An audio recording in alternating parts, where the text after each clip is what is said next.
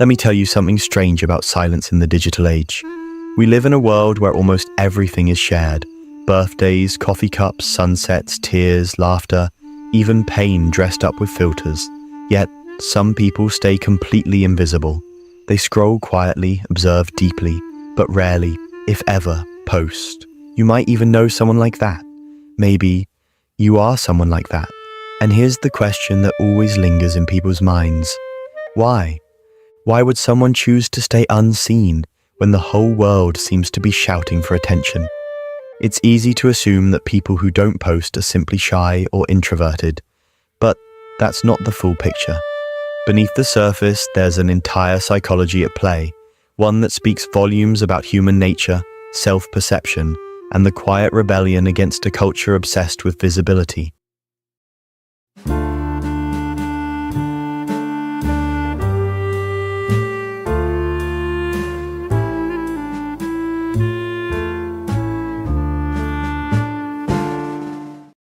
See, for some people, silence is not emptiness, it's control. It's the power to choose what the world doesn't get to know. Because whether we admit it or not, social media has subtly reshaped how we define ourselves. It rewards display, it praises noise, and yet those who stay in the shadows are often the ones who see everything most clearly. They watch without needing to interrupt. They think before reacting. They analyze before judging. Psychologists have found something fascinating. People who refrain from posting frequently often score higher on traits like self-restraint, introspection, and emotional independence. They tend to be less influenced by social comparison and external validation.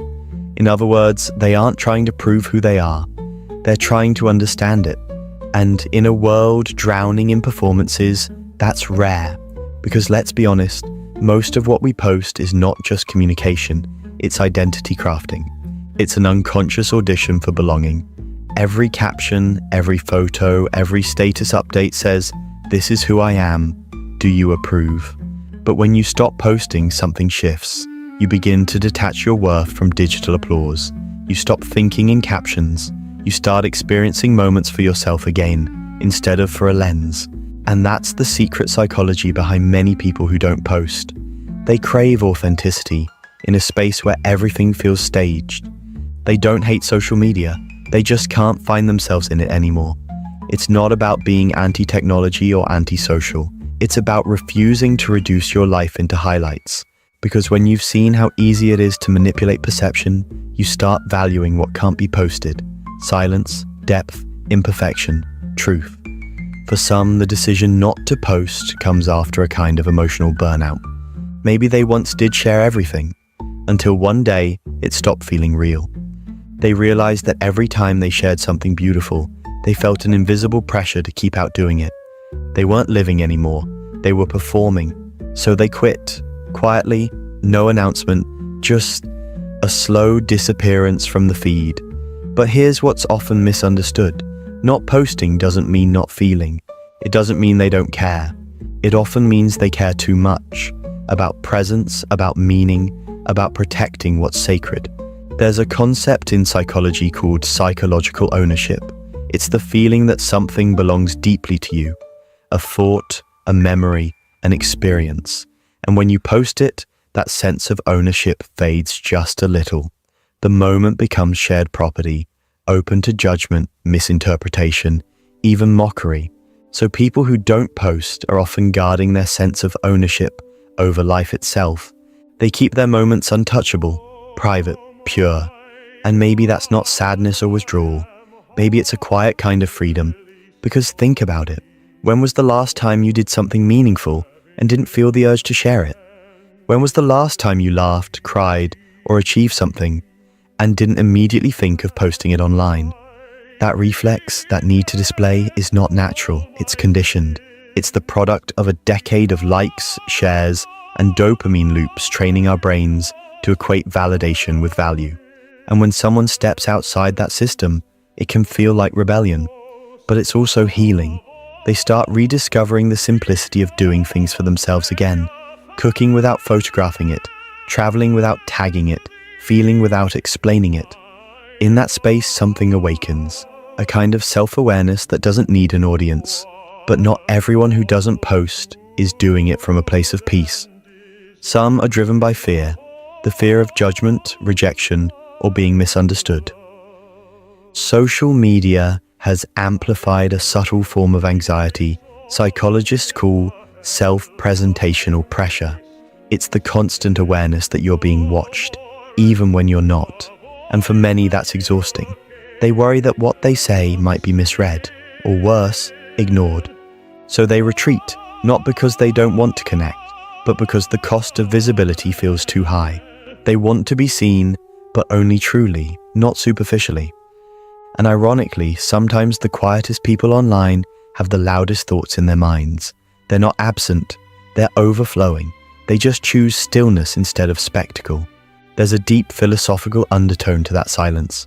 In a world that constantly says, "Look at me," choosing invisibility becomes a form of self-definition. It's saying, "I exist beyond your perception." They might scroll through others' lives, nodding, smiling, sometimes aching, but they rarely project, because they understand something most don't. Not everything you experience is meant to be witnessed. Sometimes the most profound things in life, growth, grief, transformation, happen quietly, unseen, unposted. And when you've lived through enough of those private transformations, you start realizing that being unseen is not the same as being insignificant. It's actually where identity is formed, not performed. This is where the paradox lies. Social media was designed to connect us, yet it often leaves people feeling more isolated than ever. When you don't post, you stop chasing digital closeness and start rebuilding real ones.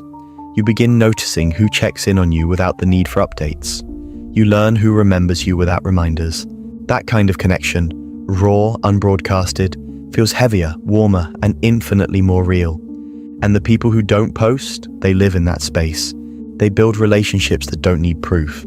They find comfort in the unshared moment, and they let life unfold without turning it into content. Part of this is also about identity security, knowing who you are even when nobody's watching. When you're comfortable in your own company, you don't need an audience to validate your worth. That's not arrogance, it's peace. And ironically, the same people who don't post often have the most interesting stories to tell, but they save them for when you're sitting across the table, not across the screen. Because real connection to them isn't measured in comments or likes. It's in shared silence, in eyes meeting, in laughter that doesn't need witnesses. These are the people who carry worlds within them, who process deeply, observe constantly, and understand quietly. They don't need the world to applaud their existence. They just need to live it. And maybe, just maybe, in a world so desperate to be seen, their silence isn't a flaw. It's a mirror, a reminder that not everything meaningful has to be shared, that sometimes the most human thing you can do is to keep something entirely for yourself. You know what's fascinating? The longer someone stays off social media, the more they begin to see the world differently. Colors look richer, time feels slower, conversations feel fuller. It's as if stepping away from the noise makes everything real again.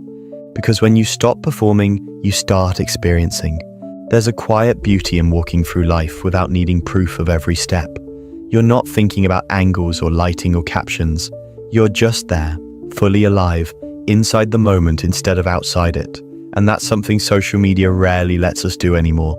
But the psychology behind this goes deeper than preference or taste. It's rooted in how our brains process validation. Every time we post something online and it gets attention, likes, comments, hearts, our brain releases dopamine, the same chemical involved in reward and addiction. Over time, we begin to crave that validation. We start thinking in terms of shareable experiences instead of real ones. Now imagine someone who resists that loop. Someone who deliberately chooses to disconnect from the dopamine cycle. That's not disinterest, that's discipline. It takes self-awareness to resist something designed to keep you hooked. People who don't post often have a strong internal locus of control, a psychological term meaning their sense of worth and happiness comes from within, not from external approval. They don't need the digital echo of "you're enough" to believe it. And here's what's even more interesting. Studies show that people who take long breaks from posting or consuming social media content often experience a measurable increase in emotional stability and life satisfaction. Because when your sense of identity is no longer being constantly mirrored back to you, it becomes solid, it becomes real. You're no longer editing your life into something digestible. You're living it in all its messy, beautiful, unfiltered complexity. And maybe that's the real rebellion, to stay whole in a world that rewards fragments. But silence online doesn't always mean serenity. Sometimes it hides exhaustion. For many, social media became a place where they once sought connection, but ended up feeling drained. There's a subtle emotional fatigue that comes from witnessing everyone's highlight reels while you're still trying to piece together your own behind the scenes. You start comparing, even when you don't mean to. You start questioning your worth, even when you know better. And eventually, some people decide to step away, not out of bitterness, but out of self-preservation. They realize they don't owe the world a performance. They don't owe an explanation for their silence. And they don't need to keep proving they're happy just to be believed. That's one of the quiet truths of this generation. We've confused visibility with value. We assume that to matter, we must be noticed. But real meaning doesn't need witnesses. Some of the most meaningful moments of your life, the ones that shape who you are, will happen without a single person watching. No cameras, no captions, no audience, just you. And maybe that's what those who don't post understand best. They know that privacy is not loneliness, it's intimacy with yourself. Because when you stop broadcasting every thought, you start hearing your own again. You start reconnecting with the parts of you that got lost in the noise, your quiet desires, your unspoken fears, your inner compass. And that's something profoundly spiritual in today's world. It's not a withdrawal, it's a homecoming. Of course, it's not always peaceful. There are moments of doubt, of wondering if silence makes you invisible, if you're falling behind while everyone else is performing progress. But with time, you start noticing something beautiful. Your worth doesn't disappear when nobody's looking. It's still there, steady, like the hum of a quiet room after a storm. And maybe that's what real confidence looks like. Not the loud declaration of self online, but the calm assurance of self offline. Some people say, if you didn't post it, did it even happen? But the truth is, things that shape you most rarely make it to the feed.